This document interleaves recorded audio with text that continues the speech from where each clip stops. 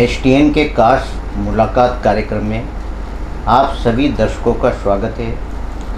आज इसी श्रृंखला में हमारे साथ वरिष्ठ साहित्यकार भगवत सिंह मयंक जी हैं। भगवत सिंह मयंक जी से इनके जीवन परिचय के बारे में जानेंगे।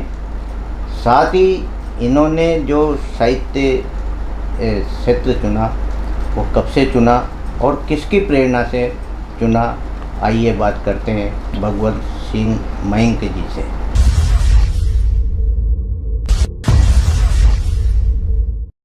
भगवत सिंह जी, आपका हमारे स्टूडियो में बहुत बहुत स्वागत है। बहुत बहुत धन्यवाद आपको। भगवत सिंह जी, आप अपने जीवन परिचय के बारे में बताएं। जी। कहाँ से हैं? जी। शिक्षा दीक्षा आपका क्या व्यवसाय रहा है, हमारे दर्शकों को सारे। ओरिजिन मेरा मध्य प्रदेश अशोकनगर से है और सारी शिक्षा दीक्षा यहीं कोटा से ही हुई। पहली से लेकर के और अंत तक जितनी भी शिक्षा प्राप्त करी वो सब जो है कोटा से ही प्राप्त करी है। हमने अपना जीवन पहले तो फैक्ट्रियों से चालू किया। तो सन 62 में डीसीएम में रहा, मैं राजस्थान केबल इंडस्ट्रीज में रहा। इसके बाद चलते फिरते ही एक वो ट्रेनिंग, बेसिक एसटीसी की ट्रेनिंग का इंटरव्यू चल रहा था उस समय। तो वो हमारे गुरुजी बैठे थे उसमें इंटरव्यू में। मैं भी पहुंचा, मेरा नंबर आया तो उन्होंने कहा तू कैसे बेटा? बोला साहब मैं भी जो है मैं सोच रहा हूँ कि सरकारी नौकरी कर लूँ। लिहाजा बोला जाके बूंदी चला जा, ट्रेनिंग कर ले वहाँ से कहीं। तो बेसिक एसटीसी की ट्रेनिंग हमने वहाँ से कर ली सन 65 में। 66 में ट्रेनिंग करते ही और हमारा पोस्टिंग हो गया, क्योंकि उस समय ज़्यादा मारा मारी थी नहीं। इधर एप्लीकेशन देते थे और प्राइवेट जॉब तो यूँ ही मिल जाते थे, चलते फिरते ही, घूमते घूमते ही। लिहाजा 10 साल की नौकरी पूरी हो गई। इस बीच में हमने बीएड कर लिया। बीएड कर लिया तो सोचा कि वैसे तो जो है सेकंड ग्रेड में नंबर आने वाला नहीं है, छलांग लगानी पड़ेगी। तो सेकंड ग्रेड का हमने फॉर्म भर दिया और फॉर्म भर करके अप्लाई कर दिया उसके लिए। और बीए एडिशनल किया अंग्रेजी लिटरेचर में। अंग्रेजी लिटरेचर में पास हो गए, हमारा हौसला और बढ़ गया। और अगले साल ही हमको सन 80 में जो है सेकंड ग्रेड मिल गया। अब जब हौसला बढ़ा तो निश्चित रूप से जो है एक कदम और आगे जाना था। तो हम आगे बढ़े थोड़ा, एमए कर लिया। एमए करने के बाद मैं अंग्रेजी लिटरेचर में किया वो भी। तो फर्स्ट ग्रेड में अप्लाई कर दिया, लेक्चरर हो गए। और अंतिम, अब यूँ तो जो है ज़िंदगी में कई जगह पर रहे हैं, लेकिन जो है लास्ट में जब हमारी पेंशन हुई तो वो आवां से हुई, सीनियर सेकेंडरी स्कूल आवां, वहाँ से पेंशन ली। और अब रहा सवाल आपका जो दूसरा प्रश्न था कि जो है ये काव्य क्षेत्र में आने का क्या प्रयोजन बना। तो उसका जवाब यूँ है कि हम जब परीक्षा देते थे बीए की और उसके पहले भी जो है हायर सेकेंडरी की, तो उसमें जो पॉइंट्स के आधार पर जो है मैं उन पॉइंट्स को दोहों में कन्वर्ट कर देता था। हालांकि उस ज़माने में वो दोहे कोई ताल मात्रा में तो थे नहीं, कोई गणना में थे नहीं, लेकिन वो मेरे लिए एक तुकबंदी जैसी थी और मुझे सरल हो जाता था उस प्रश्न का उत्तर देने में। लिहाजा मैंने अपने प्रश्नों को उसी आधार पर जो है वो देना चालू कर दिया, प्रश्नों के उत्तर, और हम निरंतर पास होते चले गए। ये काम हमने जो है बीए तक किया। फिर वो लिटरेचर आ गई तो लिटरेचर के बाद में तो जो है वो ये सिलसिला बंद हो गया। बिल्कुल बिल्कुल सिलसिला बंद हो गया। फिर पेंशन के बाद मैं कुछ लोगों के संपर्क में आया जिनका मुख्यतः नाम जो है निर्मल पांडे, आपने सुना होगा। निर्मल पांडे वो हमारे मित्रता की श्रेणी में आए, और एक भाई साहब प्रकाश जी थे जो मुझसे काफ़ी सीनियर थे, तो हम बड़ी कद्र करते थे और बहुत अच्छे कवि थे वो। उन्होंने कहा मठ साहब आप जो है हमारे साथ आया करो। तो मैंने साहित्य समिति ज्वाइन कर ली, स्टेशन वाली साहित्य समिति में। फिर धीरे धीरे हम उसके सचिव हो गए। एक ही पद होता था उस समय साहित्य समिति में, सचिव का, और कोई अध्यक्ष वगैरह कुछ नहीं होते थे। हमने साहित्य समिति ज्वाइन कर ली, और जब सुनते थे लोगों को तो वो कैसे मतलब जो है रचनाएं कर रहे हैं, किस प्रकार से जो है वो गणना उनकी हमने चालू करी, धीरे धीरे गणना सीखी। वही दोहे में कितनी मात्राएं होती हैं, छंद में कितनी होती हैं, और मतलब रोला उलाला वगैरह इनमें कितनी कितनी मात्राएं होती हैं। तो यूँ तो जो है बीए तक पढ़ा ही था हमने हिंदी, तो इसलिए कोई दिक्कत हमको आई नहीं। हिंदी लिटरेचर भी मेरे विषय रहा था बीए तक, तो लिहाजा वो रुचि बढ़ती चली गई धीरे धीरे। और सन 11 में मैंने पहला अपना काव्य संग्रह निकाला, गज़ल संग्रह, जतन नाम से निकाला। जतन के बाद हालांकि जतन में काफ़ी अड़चनें आई, क्योंकि उस समय मुझे गज़ल की पूरी जानकारी थी नहीं।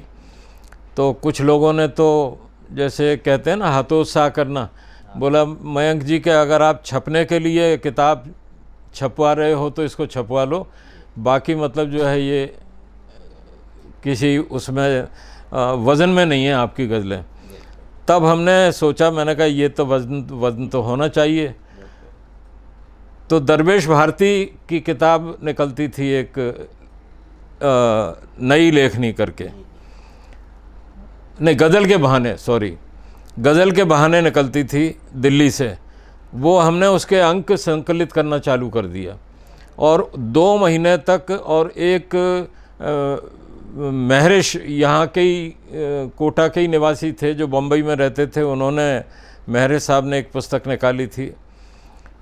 वो पुस्तक, उसमें एक भाग में तो पूरी ग्रामर थी गज़ल की, और एक भाग में वो एक किसी कवि का मतलब जो है पूरा एक किताब छपी थी। उसमें हमने पूरी, जिसको कहते हैं कि होमवर्क किया, दरवेश भारती की किताब के ऊपर भी और महरिश की किताब के ऊपर भी, और तब गज़ल की ग्रामर पकड़ में आई, और हमने वो सुधारी, पूरी की पूरी जतन की जितनी भी गज़लें थी सारी सुधार करके, और उसको जो है फिर रिफॉर्म करके दोबारा मेहनत करनी पड़ी, पूरी मेहनत करनी पड़ी।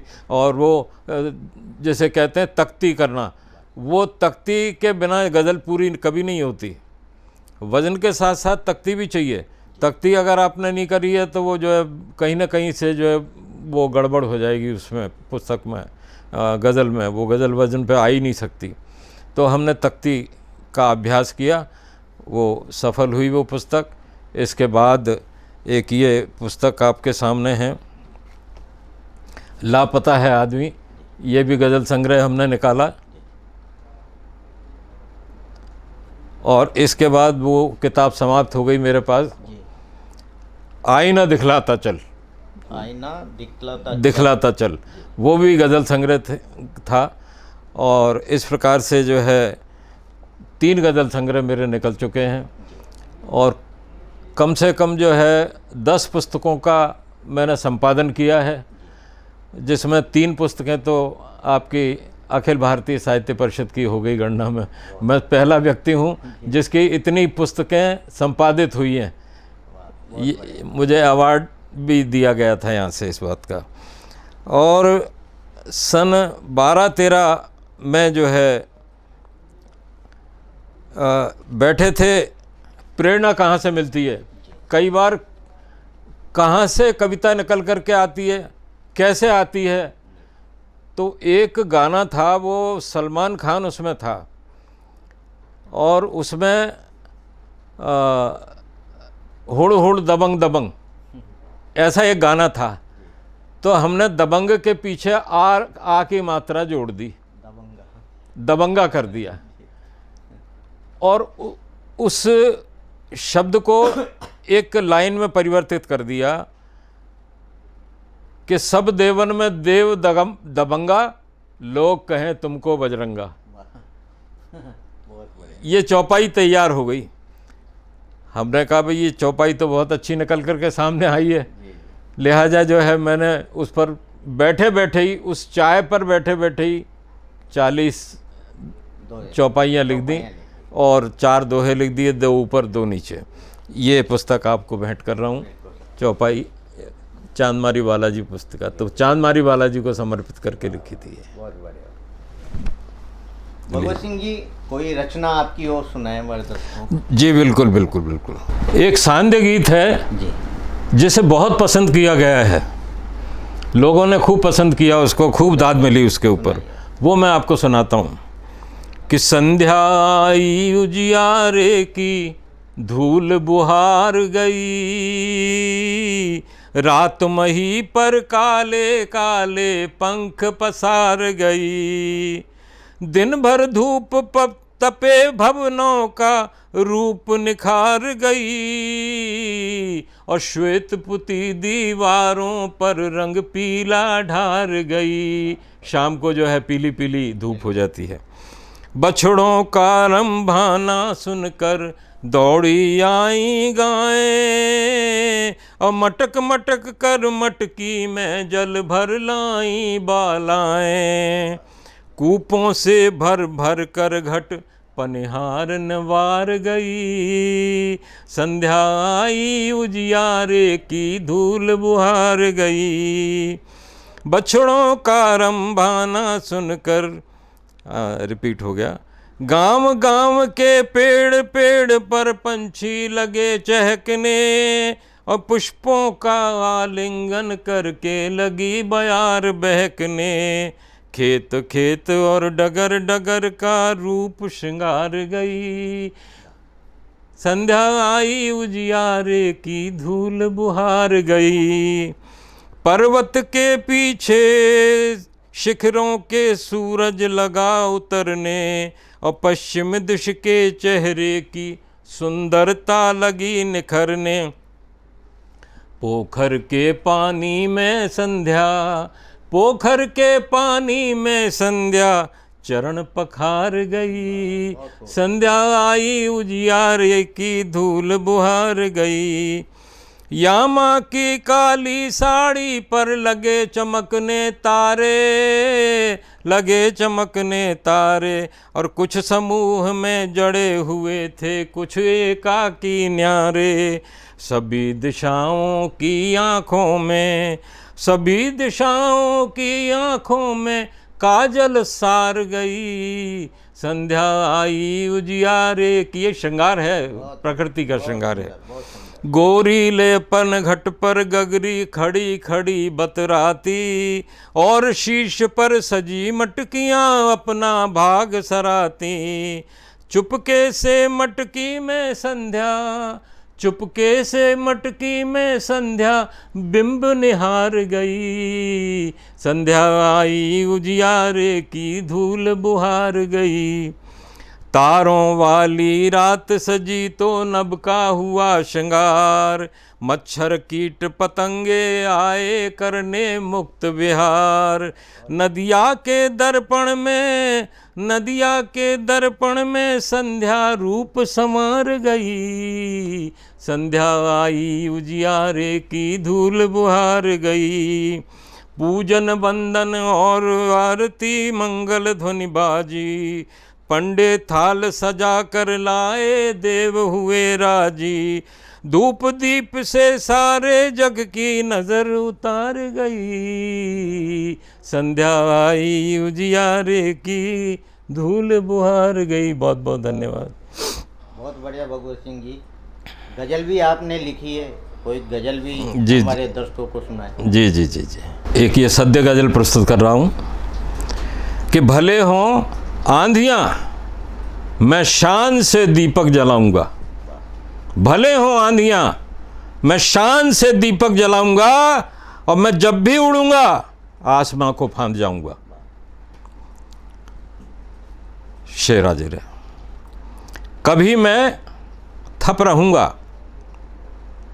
रेत का घर पांव पर अपने, कभी मैं थप रहूंगा रेत का घर पांव पर अपने, कभी गहरे समंदर में मज़े लेकर नहाऊंगा, कभी गहरे समंदर में मज़े लेकर नहाऊंगा। और अगला शेर है कि कभी बेजान बेहरकत पड़ा रहता हूँ पूरे दिन, कभी बेजान बेहरकत पड़ा रहता हूँ पूरे दिन, कभी मैं ज़िंदगी की धुन बजा लोरी सुनाऊंगा, कभी मैं ज़िंदगी की धुन बजा लोरी सुनाऊंगा। और मेरी फितरत अलग है, आज तक खुद को नहीं जाना, मेरी फितरत अलग है, आज तक खुद को नहीं जाना, बिना पंखों के पाखी को, बिना पंखों के पंखी को कभी उड़ना सिखाऊंगा। और भले उपजाऊ धरती को, भले उपजाऊ धरती को नहीं उपयोग लेता हूँ, नहीं उपयोग लेता हूँ, मगर बंजर धरा पर आस के पौधे उगाऊंगा, मगर बंजर धरा पर आस के पौधे उगाऊंगा। और कभी एकांत में रहकर बड़ा खुश हो रहा होता, कभी एकांत में रहकर बड़ा खुश हो रहा होता, बड़ा खुश हो रहा होता, कभी कुदरत के हर एक राज से पर्दा उठाऊंगा। और अगला शेर है, अगर एहसास का कांटा चुभे तो रो ही देता हूँ, अगर एहसास का कांटा चुभे तो रो ही देता हूँ, मगर मैं दार के तख्ते पे चढ़ के मुस्कुराऊंगा, मगर मैं दार के तख्ते पे चढ़ के मुस्कुराऊंगा। जहाँ पानी बहुत कम हो मैं अक्सर डूब जाता हूँ, जहाँ पानी बहुत कम हो मैं अक्सर डूब जाता हूँ, मगर गहरे से गहरे पानियों पर तैर जाऊंगा, मगर गहरे से गहरे पानियों पर। ये मेरी जीजी विशा का द्योतक है दरअसल।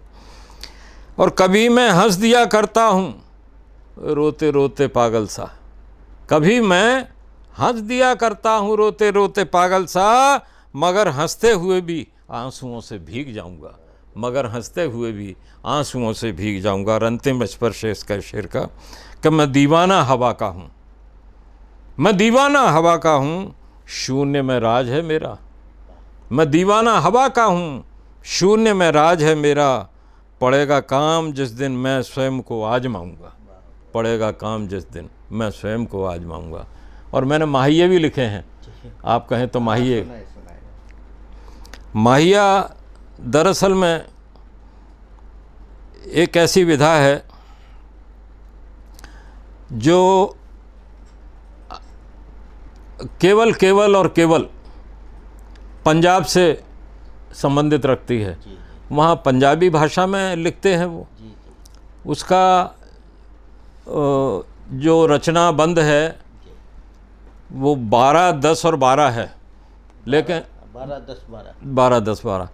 अब चूँकि हमने माहिए लिखे हैं तो कुछ न कुछ तो इसमें जो है तरमीम करना ज़रूरी था, तो हमने 2 मात्राएं बढ़ा दी बीच में, क्योंकि वो अटकता था। वो माहिया जो पंजाबी माहिया है वो हिंदी में आकर के अटकने लग गया था, लिहाजा हमने 2 मात्राएं उसमें बढ़ा दी। तो ये हमने उसको 12, 12 और 12 इस प्रकार से त्रिपदी तैयार हुई। और इसमें एक ख़ास बात है कि ये पहली लाइन, पहली पंक्ति, पहला मिसरा और तीसरा मिसरा उसकी तुकबंदी मिलती है, बीच वाले की नहीं मिलती। ये मैंने बेटी उस विषय को लेकर के लिखा है माहिया एक, कि आराम से तू सोती, आराम से तू सोती, मखमल के बिछोने में, आराम से तू सोती, मखमल के बिछोने में, खाशाक पे मैं रोती, आराम से तू सोती। खाशाक का मतलब है यहाँ पर कचरे। कोई माँ जो है अपने जन्मजात बेटी को कचरे पे फेंक के आई, वो बेटी क्या कहती है आपसे, वो शब्द है। ये कैसी विषमता है, सोची समझी हत्या। ये कैसी विषमता है, सोची समझी हत्या। कैसा ये रिश्ता है। करुण रस है यहाँ पर, तो करुण रस की भरमार है उसमें। और शादी ब्याह में जो हमारे यहाँ पर गालियाँ देवो, ये टर्म प्रसिद्ध है, वो प्रसिद्ध है। तो वहाँ पर भी जो है गालियाँ इन माहियों में दी जाती थी। और श्रृंगार के दो हिस्से हैं, एक संयोग पक्ष है और एक वियोग पक्ष है। तो यहाँ इसमें वियोग पक्ष भी आपको मैंने सुनाया। ये प्रतिकार किया होता भ्रूणों के परीक्षण से, प्रतिकार किया होता भ्रूणों के परीक्षण से, इनकार किया होता भ्रूणों के परीक्षण से। और वैसे मैं दोहे वगैरह ये भी मैंने खूब लिखे हैं कि फागुन के या मास में ऐसी चली बयार, फागुन के या मास में ऐसी चली बयार, और जंगल के मृगराज को घेरन लगे सियार। व्यंग है, घेरन लगे सियार। और खुशियों की डोली सजे, चले प्यार की रेल, और सकल जगत में ही रचे ये रंगों का खेल। होली का त्योहार है, खिले रंग ही रंग, और विजया रानी घुट रही काजू पिस्ता संग। एक नदी में मिल गए भांति भांति के ताल, और रिस रिस रंगन सो भई गंगा सिगरी लाल।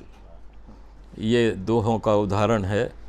और भगत सिंह जी सर, आपको जो पुरस्कार आपकी उपलब्धि में मिले जी, बताएं आप दर्शकों को। सबसे पहले जब मेरी किताब जतन आई तो मुझे अखिल भारतीय साहित्य परिषद ने पुरस्कार से नवाजा, साहित्य श्री। इसके बाद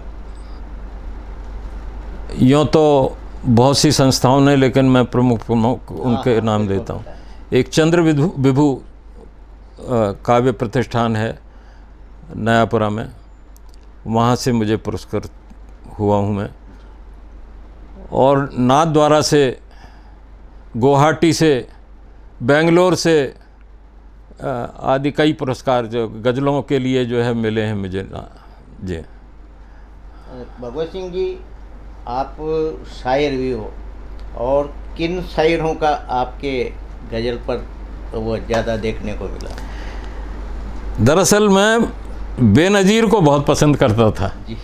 तो मैंने खूब पढ़ा उसको, बेनज़ीर अकबराबादी।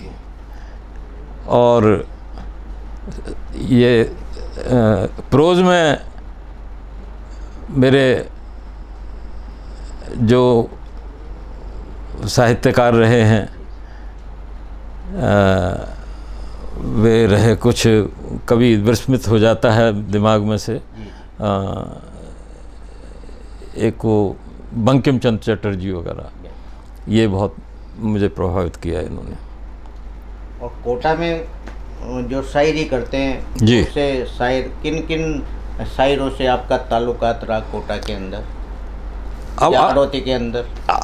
अखिल भारतीय परिषद में तो जो है तमाम सभी साहित्यकार मुझे जानते हैं और मैं उनको जानता हूँ। दूसरा जो है बाहर जैसे आपके नाथद्वारा में श्याम जी देवपुरा, और जयपुर में जो ब्रजभाषा के अकादमी के सचिव रहे हैं पारीक साहब, विठल पारीक, और भी बहुत से साहित्यकार हैं। भगवत सिंह जी, जाते जाते और कोई रचना आपकी हो? जी जी बिल्कुल बिल्कुल, एक हाड़ौती की रचना सुना देता हूँ। किसान की पीड़ा को लेकर के है कि ऊन जद खेता में अपनी हथेलियाँ बाई, ऊन जद खेता में अपनी हथेलियाँ बाई, और आंगलियाँ की फसल आछी करनाई। ऊ तो फिर भी भूखो ही सो गयो, लोई को पसीनो करता, आखा साल खोयो, और हल का फाड़िया सूँ खून पसीना की स्याही सूँ, धरती की छाती पर मोर मांडनिया चतेरिया, और आयता कुरान की और बेदा का सरलोक उकेरिया। पाणत करता करता आंगलियाँ ठरगी, दन उग्यो सूरज की गाया, रात में खेत न चरगी। दो बड़ी में उनका घोड़ा फर गया, और माथे छाया मोतियां सु पेट भर गया। ओस से माथे छाया मोतियां सु पेट भर गया, और चांद की रुखाड़ी करता करता आखिर रात होगी, और हाड़ क्या की मुड़क सूरज की मुड़कन में खोगी। जद उनकी मेहनत रंग लाई, धरती गाबा लागी रामायण की चौपाई, और भाग जागया ढाणी का, शब्द फूटवा लागया गुरबाणी का। आँखों जमारो हो गयो खेता में कमाई करता, नुखा की पूरा सु पेट की खाया भरता, कुदाल फावड़ा हल कूली खांदा पर धरता, पड़ा पड़ गया, और हथेली का चामड़ा आटन सु कड़ा पड़ गया। ई साल तो फाणी न बरस्यो, बापड़ा को भाग अड़ग्यो, करे तो काई करे काल पड़ गयो, लूणियों ब्याज में खा गयो, बाण्यो खा गयो, और पाछो ही अंधेरो बापड़ा का मन में छा गयो। खाद उधार को और बाड़ी को बीज, चुकाता चुकाता डीलड़ो गयो छीज। स्वा मोड़ा और ढांडा ताड़ तो, कदी पूरब में कदी पश्चिम में भागतो, फर तो फरियो भाग्यो भाग्यो, आँख्या में जीव आ गयो, आँख्या में जीव आ गयो। आओ चाला थोड़ा थोड़ा थाका महाका सपना दे दिया, आस बनावा थोड़ो सो बसवास बनावा। ये थे हमारे साथ वरिष्ठ साहित्यकार भगवत सिंह मयंक जी ने गज़लें लिखी और माइड भाषा में भी गीत लिखे। ये शिक्षक रहे, लेकिन इन्होंने रिटायरमेंट के बाद इनकी लेखनी साहित्य के रूप में अनवरत जारी रखी, और वो आज तक जारी है। आज ये हमारे स्टूडियो में पधारे, आपका बहुत